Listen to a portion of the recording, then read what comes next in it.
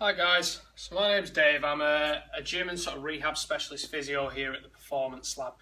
I'm doing a series of videos at the moment to sort of look at common gym related problems, common gym related injuries and pains, and sort of trying to give you guys a little bit more information on what you can do to help treat and manage those.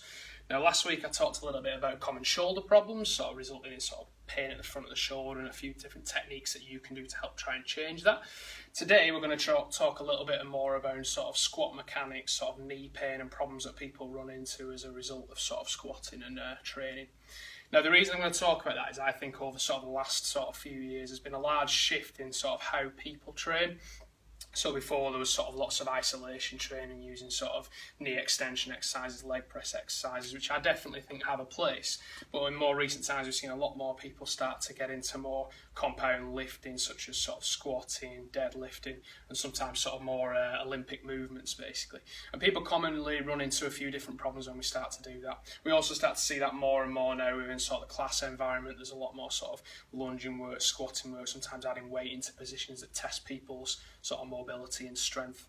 Now the common issues that people I see have either is one, they have a problem getting into certain positions, so they find that when they're trying to squat they just can't get down to the depth that they want to get to, or it feels like a generally quite an awkward movement, or they start to get pain as a result of doing that. Now one of the most common issues and the common reasons for that is that they start to is sort of a lack of range of movement within the ankle. So I'm going to talk about a couple of different tests and a couple of different things of what can happen as a result of lack of movement in the ankle, and then what you can do to change that. So I'm going to tilt it down a little bit, if I can. Broke the stand. There we go. So when you're squatting, what I tend to look for is, I don't know if you can still see me from there, is I look at people's knee position. I look at what they can stand where their knees is directly underneath the hips and feet slightly turned out to either side. And common problems that I tend to see is as people start to lower into that squat, is we either see the trunk start to come forward, so from the side on, you start to bend over to compensate for a lack of movement, or you start to see one or both knees start to drift into that position there, or you see that people stand with the feet already really turned out in that position, or one foot creeps out as we start to lower into that squat.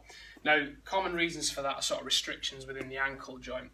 Now, as you bend, what you tend to find is that if you don't have enough movement in your ankle, which that can happen as a result of sort of previous ankle fractures, multiple sprains and things in the past, is that the body cheats and we get around that. And those cheat mechanisms are sometimes a thing that cause the knee to become a little bit overloaded. So, simple tests that you can do to change that, or to look at what your ankle mobility is like. I'm going to kind of put you down looking at my feet for a second. So is find a bit of wall, okay, ideally without a gap underneath, but this is the best I've got. And then what you're looking at is with the foot flat, with the knee sort of lined up with the toes, and you're aiming towards your second and third toe, is can you take that knee forwards towards the wall without the heel lifting up and without the knee starting to drop inwards. And the ideal movement that we're looking for is sort of a gap of about sort of 10 to 12 centimetres between your toes and the wall, and still having the ability to get your knee to touch that, which I can just about, okay? And the common faults that we see when people do that is they can either cheat by the knee starts to disappear inwards, or they start to come up when the heel starts to lift, okay? So, things that tells us, I'll bring you back up. Okay. So, things that tells us is where you're feeling that restriction when you're doing the stretch. So if you're bending forwards and you start to feel your sort of pain at the front of the ankle joint, so here, okay, so when you're bringing that knee over the top of the toe, if the pain's there, then that tells us it's more likely to be joint stiffness. Now that can sometimes be the thing that comes on first, in which case you might need to cause some mobilisations to try and treat that, or do some stretches with a band around the front of the ankle to address that. If the restriction is the back of the joint, so around sort of the Achilles and calf region there, then that tells us it's more of a soft tissue restriction, and then that will be able to be treated with some simple stretches.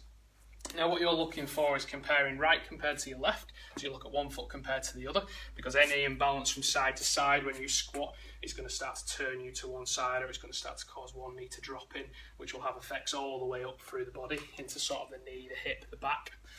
So what I would suggest first of all is do that test on yourself if it's something that you're struggling with. So if you find that when you're squatting you're either not able to get down into sort of that bottom position, or you find that you feel like your weight's constantly coming over onto your tiptoes, it's putting strain on your back, or if you find that after you've done a class and you've done a lot of squatting you start to get issues within the knee, then these are things that are worthwhile looking into. And if you know anybody who's struggling with that similar sort of problem, or you find that they're constantly sort of asking about sort of a niggly knee after they've done type stuff, then either like or share this post or drop us a comment if you want a little bit more information regarding that, and hopefully we can sort of get you on the right track. There are other complexities when you're looking at the squat, sort of if your ankle is moving absolutely fine and you're still finding that knee's drifting up in, that can be sort of as a result of problems around sort of the hip and pelvis and a lack of control or tightnesses in the muscles higher up. But this is certainly a good starting point to look at. So I hope that's been useful. Like I said, like or comment or share the post, or add yourself to our mailing list if you think that's you, or if you think you know anyone who needs that sort of information, and hopefully we can get that across and start moving things on from there. So that's going to be my last video for the next couple of weeks as I'm off on my hauls. But if there's any areas that you would particularly like me to talk about, any common themes, any common problems you're getting when you're sort of training, any pains or niggles that you'd like me to address, then put it in your comments and I'll try and do that when I come back. Okay? And that's all from me. Thanks.